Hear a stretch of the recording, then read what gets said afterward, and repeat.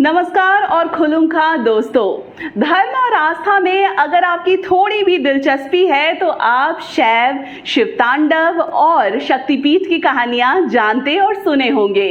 पुराणों के मुताबिक जहां पर भी माता सती के अंग गिरे वैसे 51 जगहों पर शक्तिपीठ हैं। लेकिन क्या आपको ये पता है कि किस शक्तिपीठ के लिए खुद आदि शक्ति ने एक राजा को सपने में बताया था और फिर वहां पर माता बाड़ी बना? इस दिलचस्प कहानी और इस शक्तिपीठ की महिमा के साथ मैं आत्रेय विश्वास रॉय रिप्रेजेंटिंग इंडिया में आपका स्वागत करती हूँ।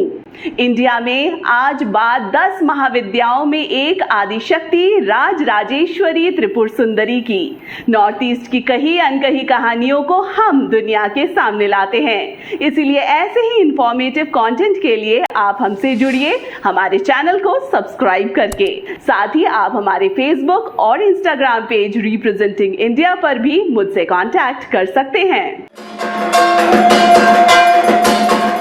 माता सती और शक्तिपीठ की मान्यता हजारों साल पुरानी है, पर इंडिया के नॉर्थ ईस्टर्न स्टेट त्रिपुरा के शहर उदयपुर के पास स्थित त्रिपुर सुंदरी शक्तिपीठ की कहानी 520 साल पुरानी है। लोक कथाओं के मुताबिक माणिक्य डायनेस्टी के महान राजा धन्य माणिक्य के सपने में एक रात माता राज राजेश्वरी आई और उन्होंने उदयपुर के पास पहाड़ी की चोटी पर मंदिर बनाने की बात कही। कहते हैं इसी पहाड़ पर माता सती के दाएं पैर की उंगली गिरी थी। पर अगली ही सुबह जब राजा धन्य माणिक्य उस पहाड़ पर गए तो वहां पर विष्णु मंदिर देखकर उन्हें समझ नहीं आया कि विष्णु मंदिर में आदिशक्ति की स्थापना कैसे होगी। पर उस रात फिर देवी मां सपने में वही बात दोहरा गई। महाराज धन्य माणिक्य को यह एहसास हुआ कि भगवान विष्णु और देवी माता दोनों ही एक ही सुप्रीम पावर के अलग फॉर्म्स हैं। और तब आज के चिटगांव बांग्लादेश से राजा ने काष्ठ पत्थर से बनी त्रिपुर सुंदरी की मूर्ति 1501 ईस्वी में उस मंदिर में स्थापित की और फिर अगरतला से 55 किलोमीटर दूर उदयपुर की पहाड़ पर ये मंदिर एक शक्तिपीठ कहलाया, जिसे यहाँ के लोग माता बाड़ी कहते हैं। माता बाड़ी यानी कि माँ का घर।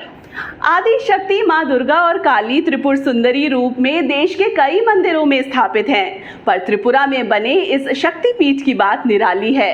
रेडिश ब्लैक स्टोन से बनी मेन आइडल करीब 5 फीट लंबी है। इन्हें ही त्रिपुर सुंदरी कहते हैं। पर इसी रूप की एक छोटी मूर्ति भी मंदिर में है जो करीब 2 फीट लंबी है। लोग इस मूर्ति को छोटो मां के रूप में पूजते हैं। कहा जाता है कि माणिक्य महाराज रणभूमि में इस छोटी मूर्ति को अपने साथ ले जाते थे ताकि शक्ति की देवी का आशीर्वाद युद्ध के मैदान में उनके साथ रहे। पिछले 500 साल में इस मंदिर ने कई बदलाव देखे, उसके विकास और टूरिज्म के लिए कई कोशिशें देखी, पर एक चीज जो माणिक्य डायनेस्टी से आज तक बरकरार रही वो इस मंदिर के प्रति लोगों की श्रद्धा और आस्था है। इस मंदिर को बंगाली एक रत्न स्टाइल में बनवाया गया है और वो एक कछुए के शेप जैसा लगता है, इसीलिए इसे कुर्मपीठ भी कहते हैं। ये शक्तिपीठ एक जागृत स्थल माना जाता है।